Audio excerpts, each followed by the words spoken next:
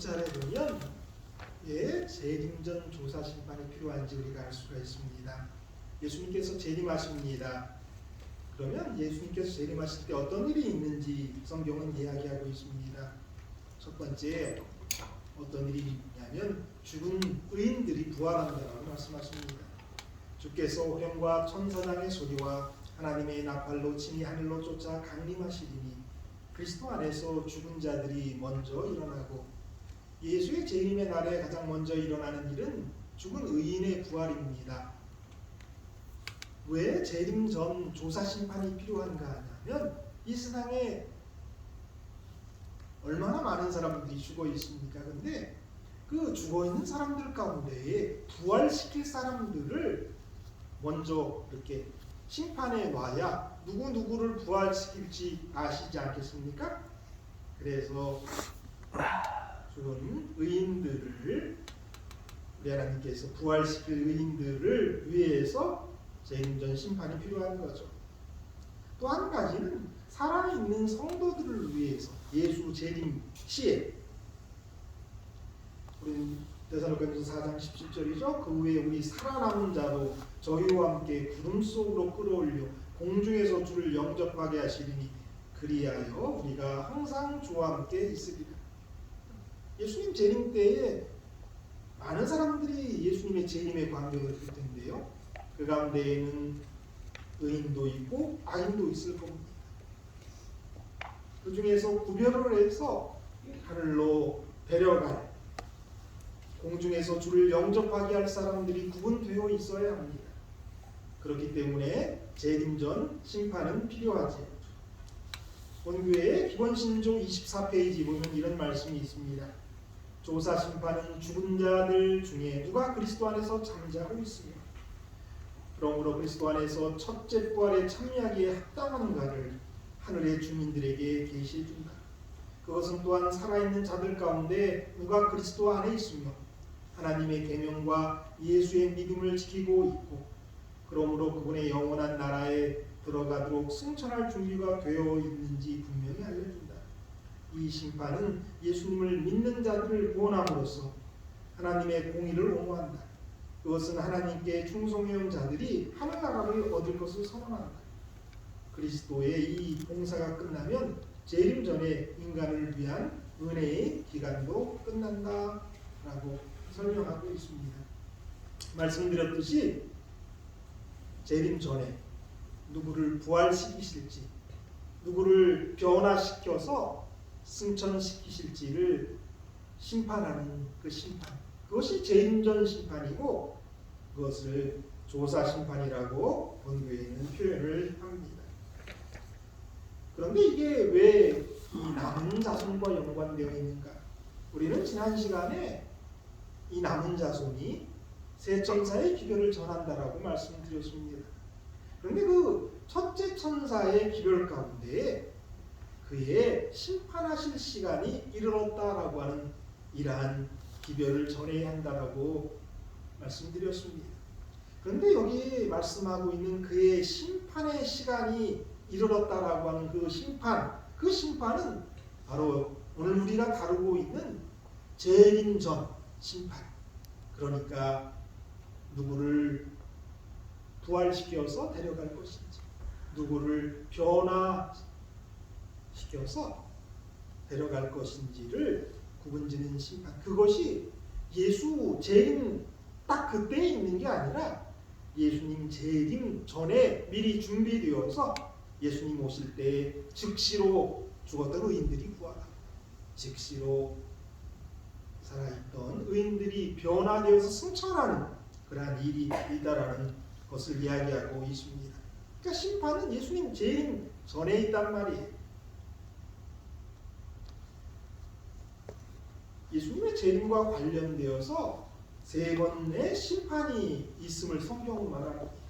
재림 전에 한 번 있고요, 그 다음에 천년기 동안에 또 한 번의 심판이 있다라고 성경은 말합니다. 의인들이 하늘에 올라가서 왕들의 권세를 가지고 심판을 한다라고 그랬습니다.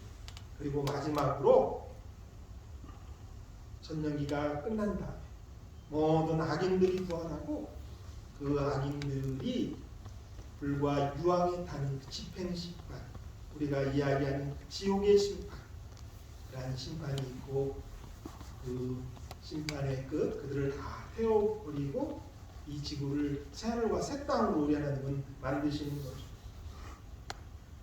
그런데 이 재림전 심판은 책들에 근거한 심판이다라는 거예요. 대쟁투 480페이지에 이렇게 기록되어 있습니다. 하늘에는 사람들이 이름과 그의 행위를 기록한 책들이 있는데 그것들에 의하여 심판의 판결이 결정된다. 그러니까 그 재림전 심판은 책들에 근거한 심판이다라는 거예요. 그래서 그런 의미 가운데에 우리는 조사 심판이다라고 하는 표현을 쓰기도 하는 겁니다. 근데 이 조사 심판은 그 심판받는 사람들이 그 심판에 직접 참석하지 않아요. 기록들이 펼쳐져요. 책들에 있는 기록들이 펼쳐지고 죽은 사람으로부터 살아있는 사람들에 이르기까지 차례대로 조사를 하는 거예요. 그러니까 책들을 가지고 심판을 한단 말이에요. 그런 의미에서 조사 심판이다라고도 불리우는 겁니다. 심판을 베푸는데 책들이 펴놓였더라. 죽은 자들이 자기의 행위를 따라 책들에 기록된 대로 심판을 받는다. 이 재림전 심판은 조사 심판이고 그 근거는 책에 따라서 책에 기록된 대로 심판을 받는다라고 성경은 말씀하고 있습니다. 그러니까 책들이라고 했으니까 책이 적어도 2권 이상이 되어야 됩니다. 첫 번째 책은 뭐냐면 생명책입니다. 너희 이름이 하늘에 기록된 것을 기뻐하라. 다니엘서 12장 1절 무릇 책에 기록된 모든 자가 구원을 얻을 것이다.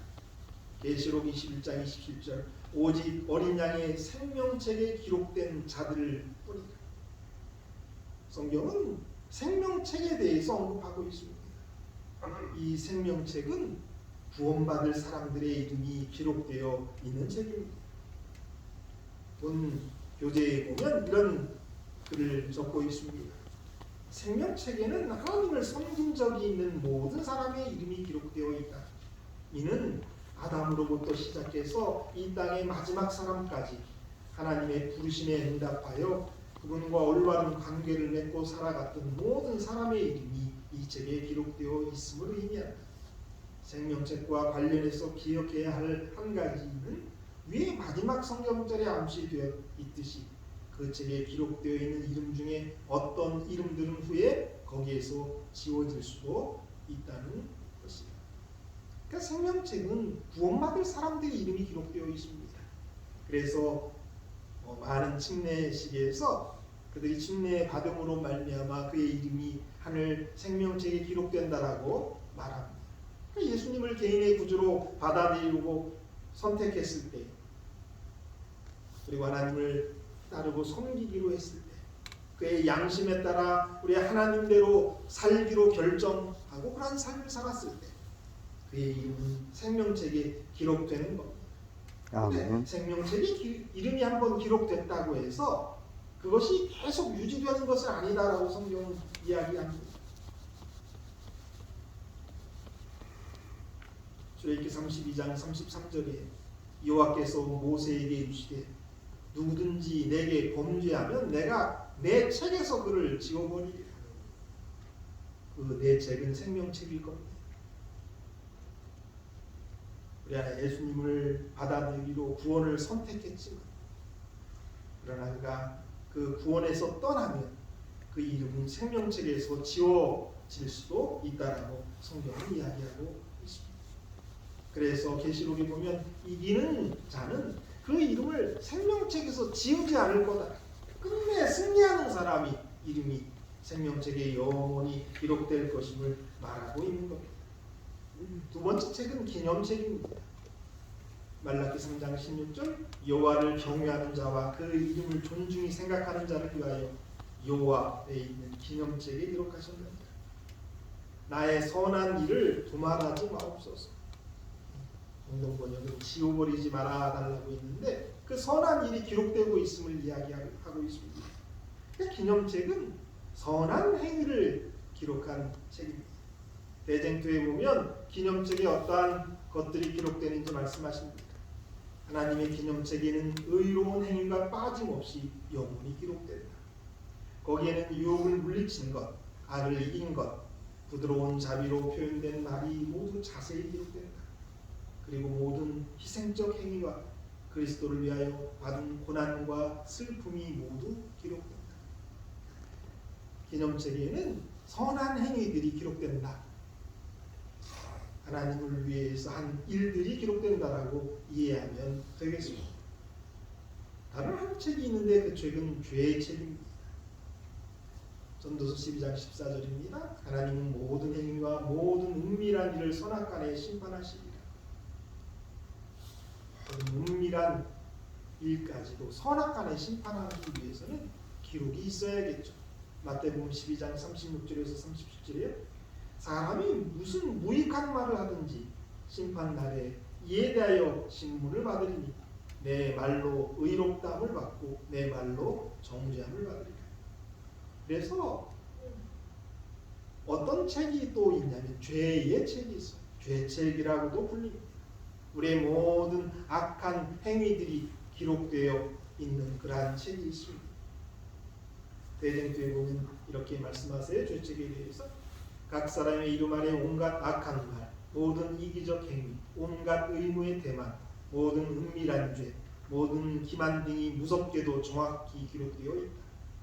하늘의 경과 견책을 등한히 하는 것, 시간을 낭비하는 것, 기회를 놓치는 것 모두 기록하는 천사에 의하여 기록되어 있습니다.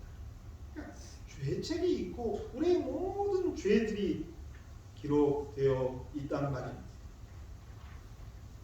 그래서 이 재림전 심판은 우리가 직접 그 재판에 참여하는 것이 아니고요. 기록들을 가지고 조사해서 심판을 하는 그런 심판이다라고 여기 말하고 있는 겁니다.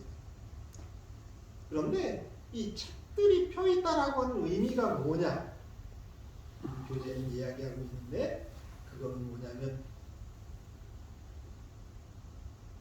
중간부터 읽어보겠습니다. 하지만 하늘에 각 개인의 믿음과 행실에 관한 구체적이고 객관적인 기록이 존재하는 것과 마지막 때의 그 기록들을 근거해서 각 개인에 대한 심판에 행해지는 것은 분명하다. 하나님께서 행하시는 심판의 결과에 대해 사탄을 포함한 온 우주의 그 누구도 의의를 제기하지 않는 것은 바로 이 같은 이유 때문이다라고 하는데, 이 책에 기록됐다라고 하는 것은 그 책이 뭐 하늘에 정말 엄청난 두루마기가 쌓여 있는지 아닌지는 불확실해요. 그러나 우리 하나님의 방식대로 그 모든 기록이 기록되어 있고 우리 행실들이 기록되어 있고 그리고 거기에 따라서 심판받는다라고 하는 것은 객관성을 증명하는 거예요. 하나님이 이 재림전 심판은 이런 거예요. 우리 하나님은 모든 걸 아시니까 뭐 그냥 내 식대로 내 맘대로 부활시키고 내 맘대로 변화시켜서 승천시키는 것이 아니라 누구든지 인정할 수 있도록, 천사들이 인정할 수 있도록, 우주 거민들이 인정할 수 있도록, 심지어 사단도 그것에 대해서 반박하지 못하도록 근거를 가지고 하는 것이 이 재림전 심판이다라는 거고, 그래서 이것 때문에 이 심판의 결과에 대해서 그 누구도 이의를 제기할 수 없다라는 이야기를 하고 있는 겁니다. 그럼 재림전 심판의 대상은 누구냐? 재림전 심판의 대상에 대해서 이야기했는데 아까 우리가 다 이야기한 부분이에요. 이 부분에서는 다른 부분을 이야기하는데 재림전 심판의 대상은 누구냐면 구원받을 사람들이에요. 그래서 죽어있는 모든 사람들 가운데에서 부활시킬 의인, 살아있는 모든 사람들 가운데에서 변화해서 승천시킬 의인, 그러니까 구원받을 사람들을 이 재림전 심판의 대상인 건 분명한데 또 다른 각도로 그 부분을 이해하고 또 조사 심판에 대해서 이해하기 위해서 성소의 예를 이 부분에서 들고 있습니다.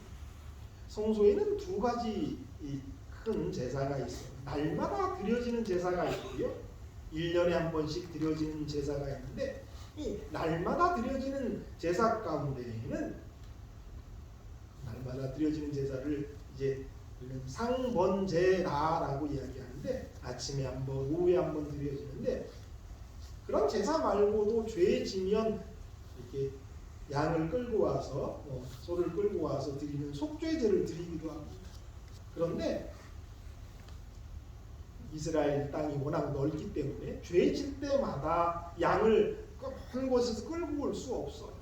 그래서 우리 하나님께서는 나름대로 하나의 그러한 부분에 대해서 방편을 마련해 두셨는데 그것이 상번제예요. 상번제는 아침 9시에 한 번 드려지고 오후 3시에 한 번 드려지는데 이 상번제는 속죄제와 같은 거예요. 그래서 내가 예루살렘에서 멀리 떨어져 있지만은 이 상번제를 드리는 시간에 내 마음속으로 내 죄를 그곳에 갖다 놓을 수 있고 내 죄가 용서함을 받을 수 있는 길이 있는 거죠. 그래서 이 상번제는 속죄와 같은 건데요. 그러니까 날마다 무조건 하루에 2번씩은 상번제 드려졌어요. 그때의 죄가 용서함을 받는 거예요. 거기에 참석을 못하더라도 마음속으로 속죄제를 드릴 수 있었단 말이에요. 그래서 그 죄를 통해서 죄가 용서함을 받는 거예요. 그런데 어떠한 문제가 있냐면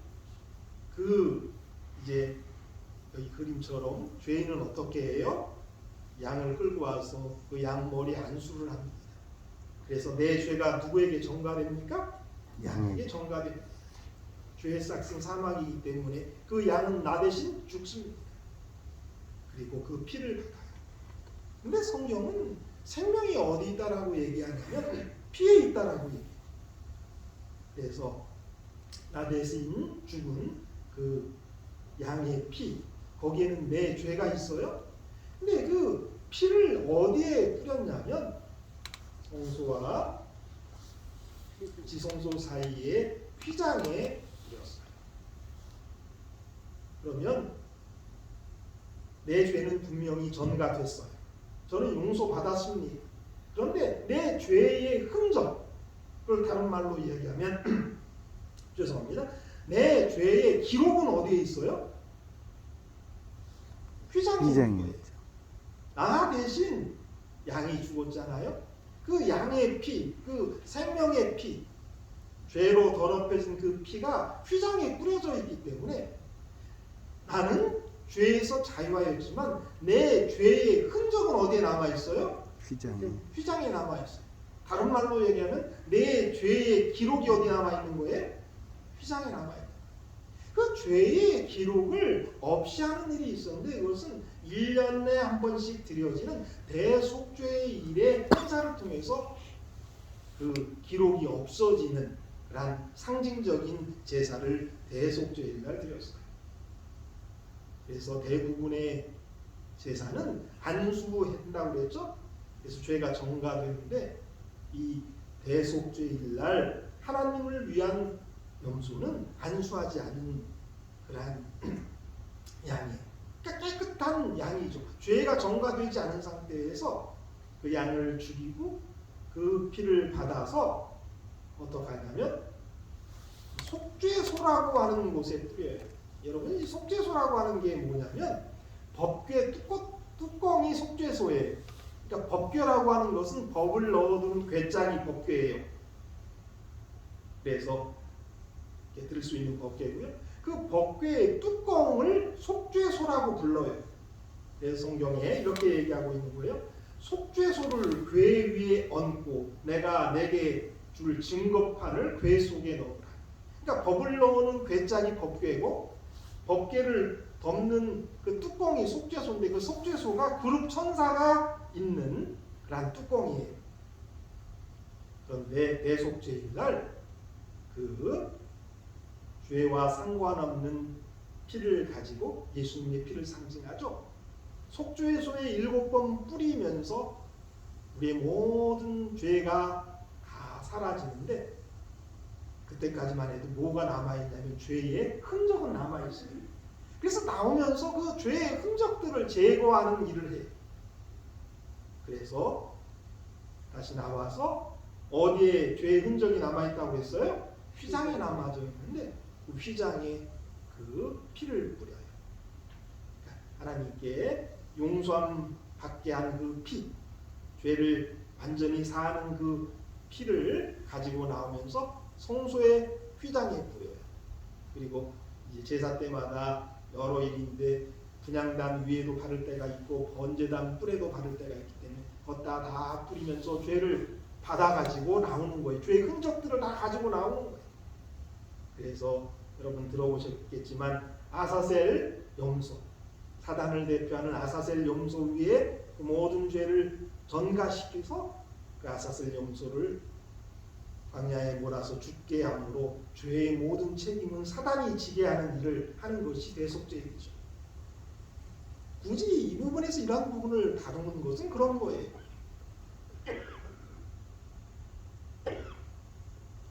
그러니까 재림전 심판의 배상 가운데 어떤 한 중요한 부분은 뭐냐면 죄를 옮겨 놓은 사람, 그러니까 내 죄를 위해서 내 죄를 하나님께 고백해서 그 죄를 예수님에게 전가시키는 그러한 사람들의 죄만이 용서된다는 거예요. 자, 이거 한번 읽어볼게요. 성소 중심의 봉사나 성소 정결은 성소에 축적되어 있는 죄를 제거하는 것을 의미한다. 지상 성소 제도와 하늘 성소 제도는 둘 다 모두에서 오직 고백된 죄들만이 성소로 옮겨지는 것이기 때문에 자신의 죄를 고백하지 않는 죄인은 이 지성소의 봉사의 대상에서 제외된다. 따라서 하늘 지성소에서 행해지는 재림전 조사 심판은 자신의 죄를 회개하고 칭의와 회심을 경험한 사람들만을 그 대상으로 한다라는 거예요. 그러니까 고백된 죄들만 조사 심판 기간 가운데 그 죄가 없어지는 일이 있다라는 거죠. 네, 다시 한번 나오니 그때 맞은 다시 한번 보죠. 그럼 재림전 심판의 목적은 뭐냐? 이 재림전 심판은요, 우리 하나님께서 누가 구원받은지 누가 구원받지 못할지를 알고 싶어서 하는 심판이 아니에요. 우리 하나님은 다 아시기 때문에 그럴 필요가 없습니다. 그런데 굳이 기록들을 가지고 천사들과 우주 앞에서 이 조사 심판을 하는 것은 하나님이 공의롭다라는 걸 증명하는 그러한 것이죠. 또 모든 피조물들을 위한 것이다라는 이야기를 하고 있어요. 그렇다면 재림전 조사 심판이 필요한 이유는 무엇인가? 이 심판은 하나님을 위한 심판이 아니다. 이 심판은 사단의 비난에 대한 답을 제시하고 타락하지 않는 피조물들에게 하나님께서는 오직 진심으로 회심한 자들에게만 그분의 나라를 허락하신다는 확신을 심어주는 근본적으로 우주를 위해 행하여지는 심판이다라는 거죠. 아까 했던 얘기와 함께 이 두 가지를 묶어서 잠깐 설명을 드리죠. 우리가 우리의 죄가 하늘 죄책에 기록되어 있는 상태에는요, 죄가 계속 있는 거예요.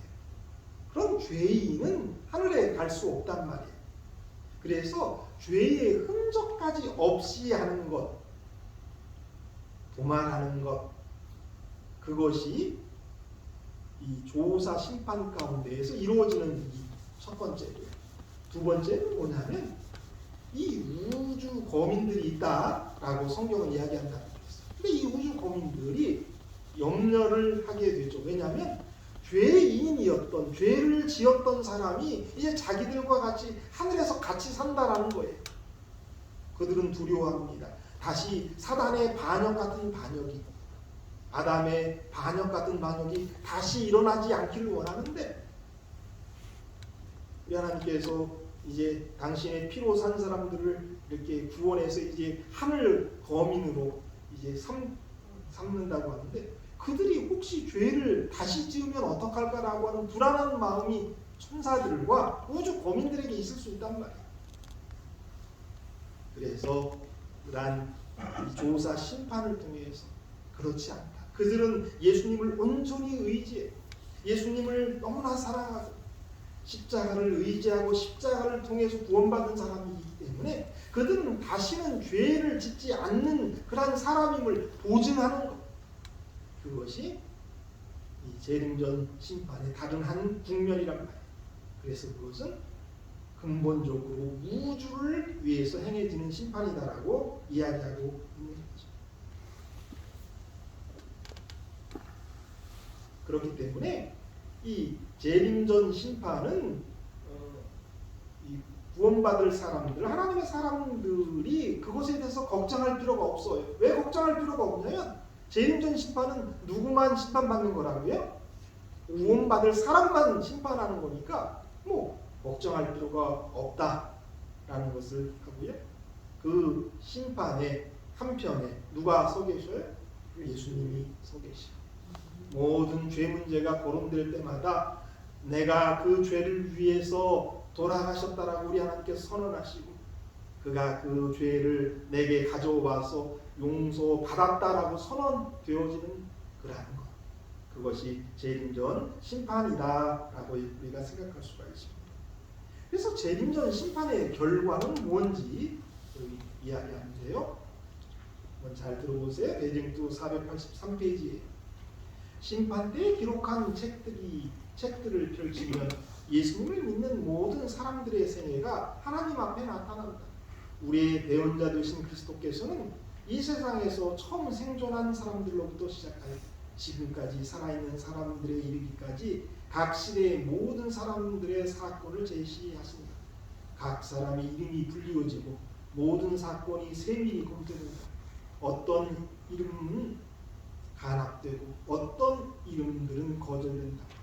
누구든지 회개하지 않고 용서받지 못한 채 기록책에 죄를 남겨두고 있으면 그들의 이름은 생명책에서 지워지고 그들의 선행의 기록도 하나님의 생명책에서 지워질 것이다 라고 여기 설명하고 있어요.